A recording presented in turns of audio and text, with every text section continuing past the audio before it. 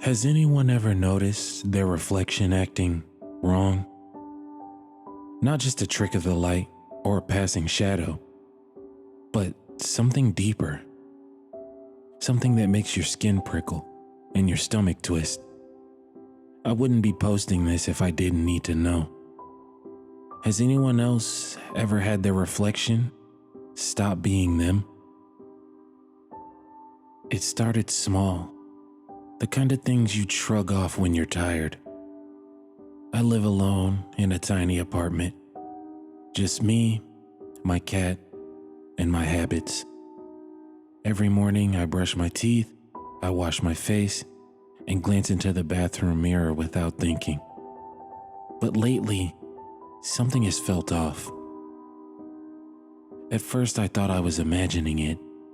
A blink that happened to be a beat too late. The way my head seemed to tilt just slightly different than how I was standing. The light caught my eyes wrong, making them look empty. I told myself it was poor sleep, paranoia, nothing real. But now I'm not so sure. It all started getting truly odd one chilly December morning. The air was crisp with the promise of snow, and the dim morning light barely seeped through my blinds. I was gently stirred from sleep by the familiar weight of my cat, Mitzi, nuzzling against my cheek. Good morning, Mitz," I murmured, voice thick with sleep. As I scratched under her chin, she gave a slow, approving blink before hopping off the bed with effortless grace, her fluffy tail flicking as she strutted towards the door. Yawning, I swung my legs over the side of the bed and followed her downstairs, my bare feet padding against the cold hardwood. The morning routine was second nature. Fix Mitzi's breakfast, sing her song, and start my own day. "The most important meal of the day, serving it up Mitzi's way," I hummed, spinning dramatically before setting down her bowl. She barely acknowledged my performance, too focused on devouring her food, smirking at her single-minded devotion to breakfast. I stretched and made my way back upstairs. Stepping into the master bathroom, the air was still cool, the mirror fogged slightly from the residual warmth of sleep lingering in the house. I flicked on the light, expecting the usual mundane reflection of my sleep-rumpled self. But the second the bulbs buzzed to life, my stomach clenched. Because for the briefest moment, just a flicker, barely a breath, I could have sworn my reflection was already looking at me. I narrowed my eyes at the mirror, raising a single brow in silent challenge. But my reflection met my gaze perfectly, too perfectly. Every shift of my expression, every twitch of my lip was flawlessly mirrored. It was enough to make my skin break out in goose flesh. But I shook my head, forcing a chuckle. I need to stop freaking myself out over nothing. I went about my routine, brushing my teeth, letting the sound of running water ground me. The warm washcloth felt good against my skin as I wiped away the last remnants of sleep, steam curling up from the sink in lazy tendrils. But as I lifted my head, towel in hand, my breath hitched. Through the blurred veil of water dripping from my lashes, I swore I saw it. Just the barest twitch at the corner of my reflection's mouth. A grin. Subtle. Restrained. But wrong. Like it was amused by something. I froze, heart stuttering in my chest, the fabric of the towel clenched in my fingers. The moment I patted my face dry and blinked the moisture from my eyes, everything was normal again. My reflection was just that, a reflection. I let out a shaky laugh, shaking off the lingering unease. Too many creepy stories before bed. Just an overactive imagination. That's what I told myself. But as I turned to leave, I couldn't shake the feeling that I wasn't the only one doing the watching. As I settled into my work-from-home routine, the eerie moment in the bathroom faded into the background. Just another trick of groggy morning eyes, I told myself. My day fell into its usual rhythm, pacing the house while making phone calls, drafting emails with half-listened-to background noise, printing out contracts that needed reviewing. But in between the blur of work, I started noticing something. Mitzi. She was never one to sit still for long, but today, she was eerily fixated on something. Every time I passed by, I'd catch her sitting stiff and alert, staring wide-eyed at the small decorative mirrors scattered throughout my home. At first, I dismissed it. Cats were weird after all, but the more I watched her, the more unsettling it became. She wasn't just looking at the mirrors. She was tracking them. Whenever I moved, her gaze would snap to a new mirror, following my reflection rather than me. Her head jerked in tiny, sharp motions, pupils blown wide with silent focus, as if she were watching something I couldn't see. I stopped mid-call, my voice faltering, as I watched her watch me, or rather, my reflection. A cold shiver ran down my spine. For the first time that day, I hesitated before passing another mirror. The workday dragged on, each minute stretching into an eternity. I confined myself to my office, forcing my eyes on the screen, fingers idly tapping at my keyboard. But my mind refused to cooperate. No matter how much I tried to focus, my thoughts kept circling back to the mirror, to it. Mitzi's reactions had only made things worse. It wasn't just my imagination anymore. She had seen something I couldn't. I tried to drown out the unease with routine. I finished up the scraps of work I managed to push through, made dinner, fed Mitzi, and curled up with her on the couch to watch an Adam Sandler movie, a safe, stupid comedy, something that would shut my brain off for a while. It worked. For a little. Eventually, exhaustion won. I climbed into bed, pulling the covers up to my chin, and let sleep take me. It was deep, dreamless. Later, I'd look back on that night as the last peaceful sleep I'd get during this nightmare, because in the days that followed, things got worse. I did my best to avoid the mirrors, keeping my eyes low, moving quickly, barely sparing a glance at my reflection. But sometimes, in my peripheral vision, I'd catch something, a flicker of movement that wasn't mine, a tilt of the head that didn't match. I told myself I was imagining things. I had to be, but each time, it changed. At first, it was subtle, so subtle I almost convinced myself I was imagining it. My reflection mirrored me, but too perfectly, like a high-fidelity recording. Each blink, each movement, perfectly in sync, too precise, too unnatural. Then it started lagging, not by much, just a heartbeat too slow, a delayed blink here, a split-second hesitation there. The more I noticed, the harder it became to ignore. But the worst part, the part that sent ice threading through my veins, was the smile. Barely there at first, just the ghost of something wrong at the corners of its lips. Then slowly, over the next few days, it became more pronounced. A subtle curl, like it was amused, like it was holding back a laugh, like it knew something I didn't. Then came the dream. At first, it felt normal. The same slow drift from sleep. The same muted morning light filtering through my curtains. Everything moved with the same quiet monotony. Mitzi's soft purring from the foot of my bed. The distant hum of my heater kicking in. I stretched, yawned, dragged myself out of bed, and stumbled to the bathroom. But when I lifted my head to meet my reflection, it was already grinning, wide, frozen, unmoving. No matter how I tilted my head, how I shifted my expression, how I leaned in, testing its limits, it didn't change. It watched me with that same unnerving stare, the grin carved into its face like something grotesquely stitched into place. And in the dream, I felt nothing. I should have recoiled. I should have run. But I didn't. My dream self moved on, expression blank, mind numb. I brushed my teeth, washed my face, went about my day, as if the thing in the mirror wasn't wrong. But it followed. Every mirror I passed, every darkened window, every reflective surface in my home, it was there. Its eyes never wavered. It never blinked. That awful, impossible smile, stretched wide, too sharp, too knowing, watching, tracking.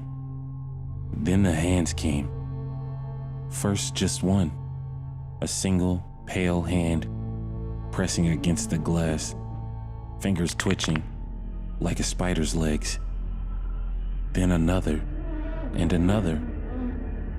The reflections came alive. Every mirror, every surface, writhed with grasping, clawing hands, wriggling and reaching, desperate and hungry. And I didn't react. I moved, robotic and unfazed, right into the kitchen, where Mitzi waited for her breakfast.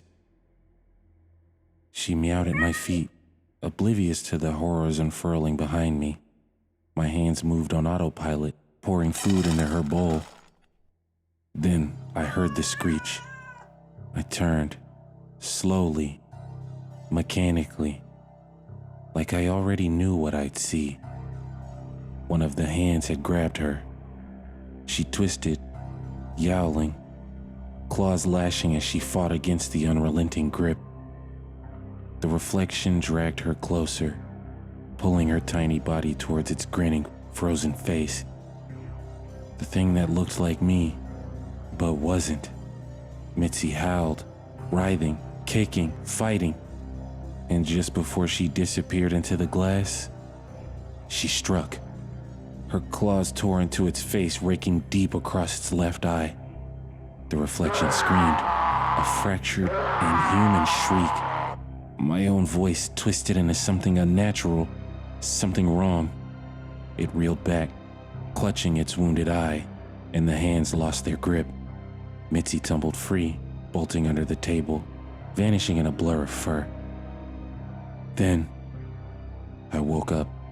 I jolted upright with a gasp, my body trembling, my skin cold with sweat. A sharp, searing pain bloomed across my left eye, deep and real, heart pounding. I stumbled out of bed, nearly crashing into the bathroom door. My hands shook as I flicked on the light and froze. The reflection that stared back at me was normal. My face, my features, no eerie grin, but over my left eye, 3 fresh, raw scratches, exactly where Mitzi had clawed the reflection. My stomach twisted into knots, nausea crawling up my throat. My rational mind screamed for a logical explanation. Mitzi must have scratched me in my sleep. That was the only answer. The only one that made sense. Even though she'd never done anything like that before. Even though I hadn't felt her claws that night. Even though, deep down, a sickening voice whispered, that wasn't just a dream. I swallowed hard, pushing the thought away. I cleaned the wound, bandaged it, and called out of work, telling myself I just needed to rest. The stress and exhaustion were warping my mind, that I was letting paranoia get the best of me. But I couldn't shake the feeling, not as I sat in my living room forcing myself to breathe, not as I turned my phone over in my hands, avoiding the glare of its dark screen, not as I caught a flicker of movement in the corner of my eye and realized the hallway mirror was just barely tilted toward me. Mitzi's reaction was immediate, her back arched, fur puffing out like a bristling wire brush, a guttural hiss tearing from her throat. Then, before I could even reach her, she bolted, vanishing under the couch in a blur. I hadn't seen her that scared since the time I accidentally dropped a pan near her as a kitten, but this wasn't a loud noise, She was reacting to something I refused to turn around and face. Swallowing hard, I forced my breathing to steady and reached for the mirror. I couldn't look at it, couldn't risk it. Instead, I flipped it around blindly, letting the cool surface face the wall. Then I did the same for every mirror in the house, yanking them down, turning them, covering them with sheets. By the time I was done, my hands were shaking, my heart hammering against my ribs. I collapsed onto the couch, breathless, my eyes darting from one covered mirror to the next. The silence in the house was thick, pressing down on me like something tangible. And then I laughed. A nervous, almost manic chuckle bubbled out of me as I took in my paranoia-fueled destruction. What was I so afraid of? I muttered under my breath, forcing a weak grin. Mitzi being a spaz? A nightmare? I'm a grown-ass man, for Christ's sake. Get a hold of yourself, Christian. With a deep breath, I pushed myself up and headed towards the kitchen. A cup of tea, that's what I needed. Something to calm my nerves, something normal. While the kettle heated, I crouched beside the couch, peering into the shadowy gap where Mitzi was curled up against the farthest wall. Her ears were flattened, her pupils blown wide with pure, raw terror. Hey, Mitz, I coaxed gently, reaching out a hand. Come on, it's okay. Just a stupid mirror. Nothing to be scared of. She didn't move. She didn't blink. She wasn't even looking at me. Her wide, glassy eyes were focused beyond me, over my shoulder, as if I wasn't even there. Slowly, I turned my head. But there was nothing. Just the kitchen, just the dim hallway leading to my bedroom. Nothing. My throat tightened. Mitzi let out a small strangled noise, a sound I had never heard before, a mix between a growl and a whimper. I exhaled sharply and stood. Fine, stay under there. I'm not in the mood to fight you on this. Mitzi didn't budge. The kettle whistled, startling me back into motion. I finished making my tea, sat down in front of the TV, and put on something mindless. Cartoons, a nature documentary. I didn't even register it. At some point, my exhausted body betrayed me. The tea cooled in my mug, untouched, and I drifted into a restless sleep. I woke with a sharp inhale, my body stiff, my mouth dry, my arms stretched on instinct, and then I froze. A glint of light, a shimmer, capturing the corner of my vision. One of the mirrors was no longer turned around. My entire body went cold.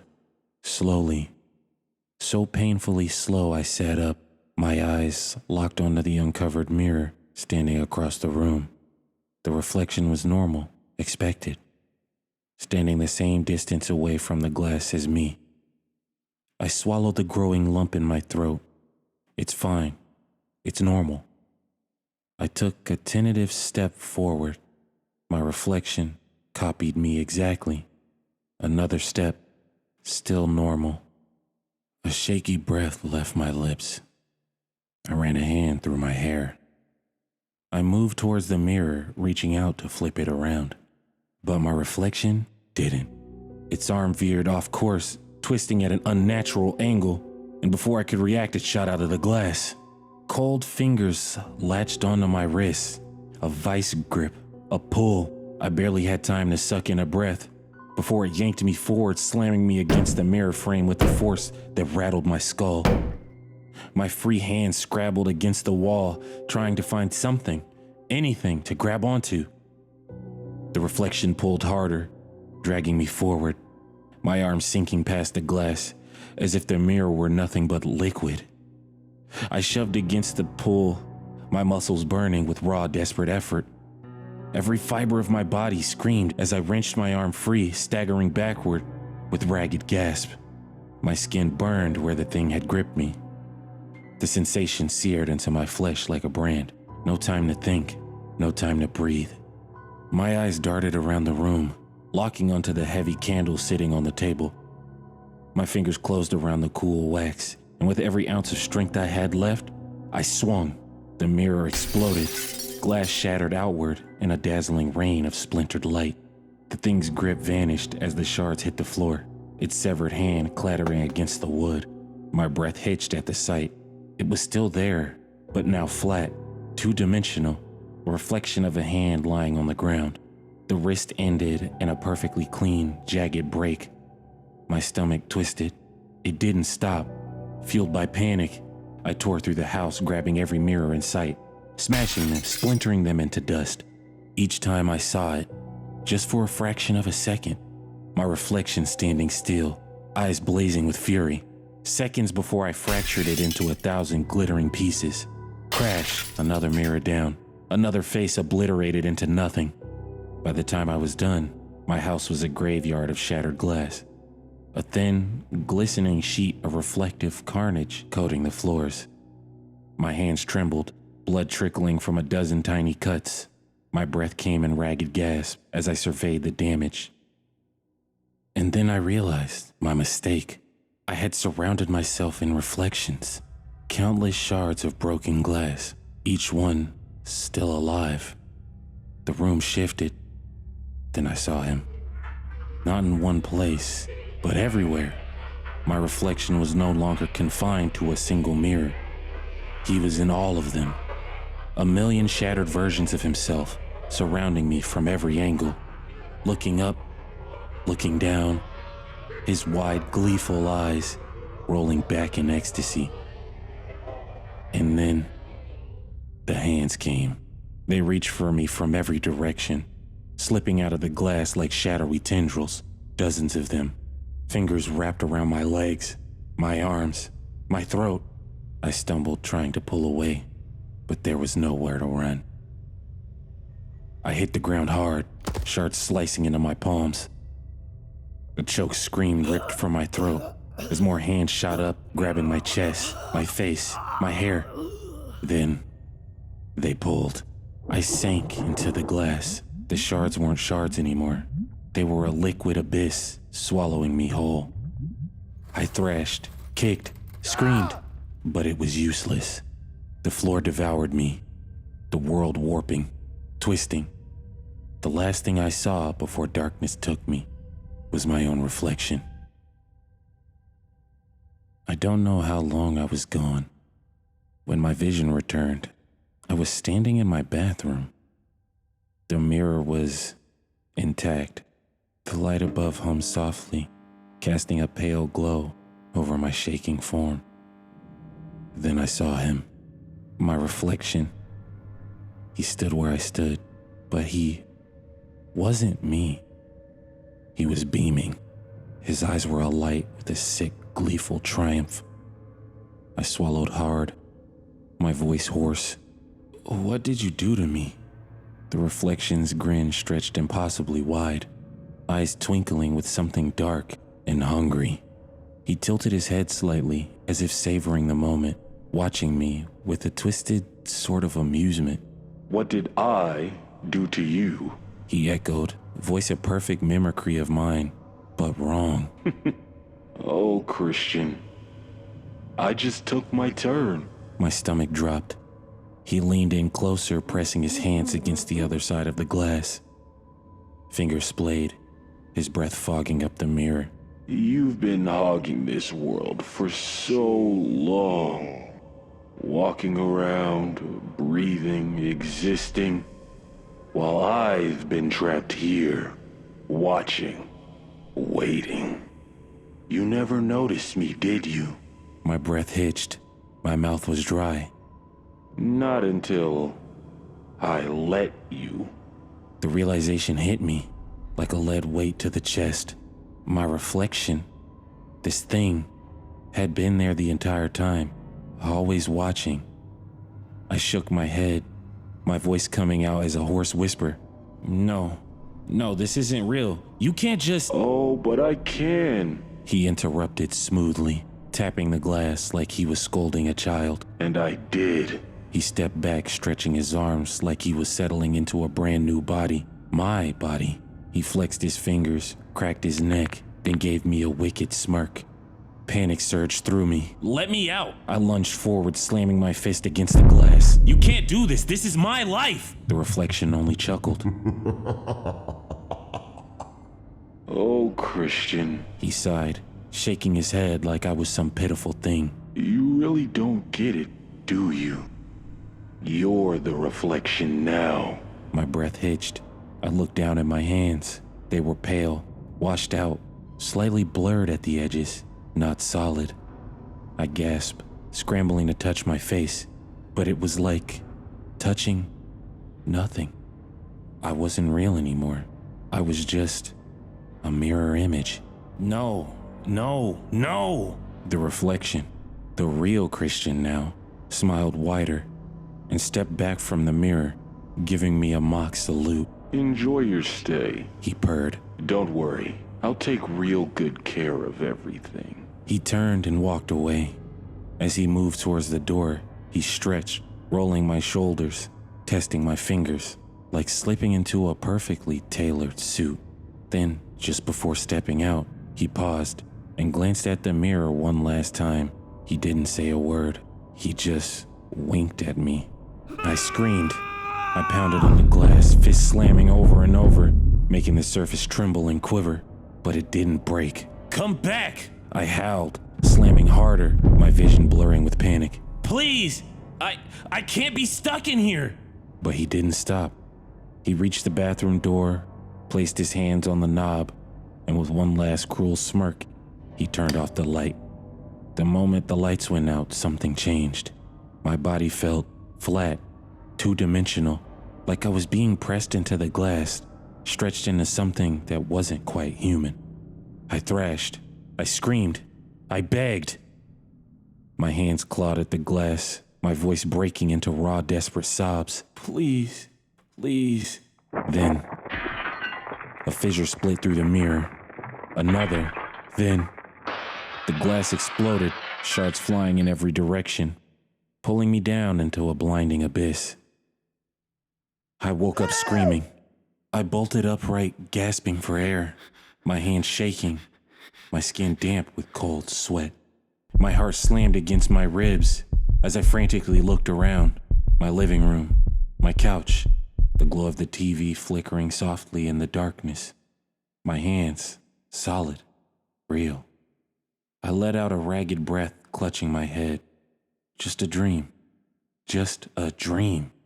But as my heartbeat began to slow, I noticed something. The hallway mirror still turned towards me, and in its reflection, a single handprint pressed against the inside of the glass. It's been a few days since the nightmare, since the glass shattered, since I woke up gasping on my couch, convinced it was all just some twisted fever dream. But it wasn't, because now I'm disappearing. At first, it was subtle. I woke up the next morning, stumbled into the bathroom, and flicked on the light. My eyes were still heavy with sleep as I reached for my toothbrush.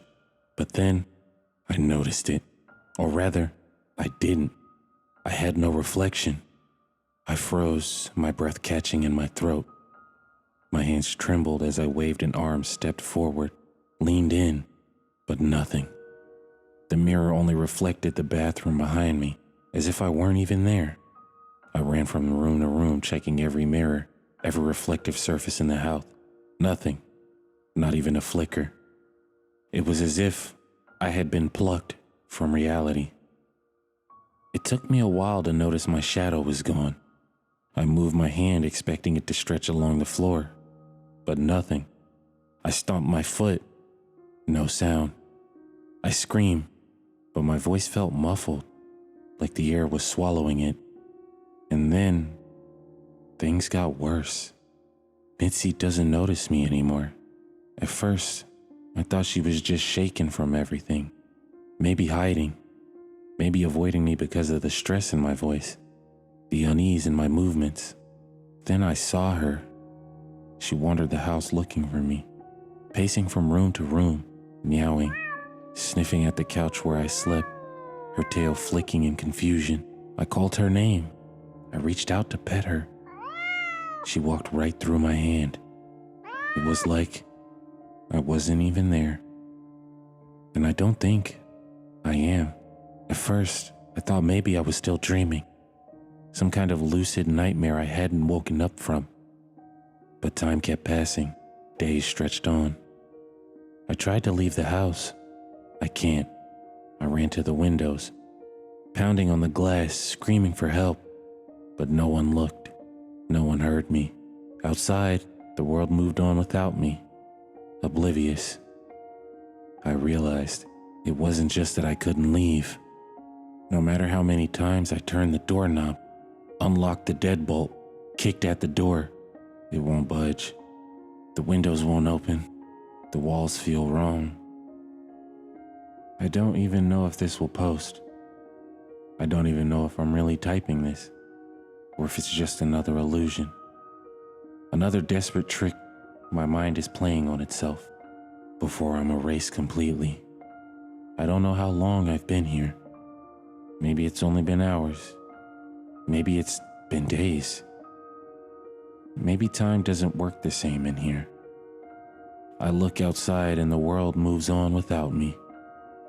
I watch my reflection, no, not mine anymore, walk around in my skin, living my life like nothing happened.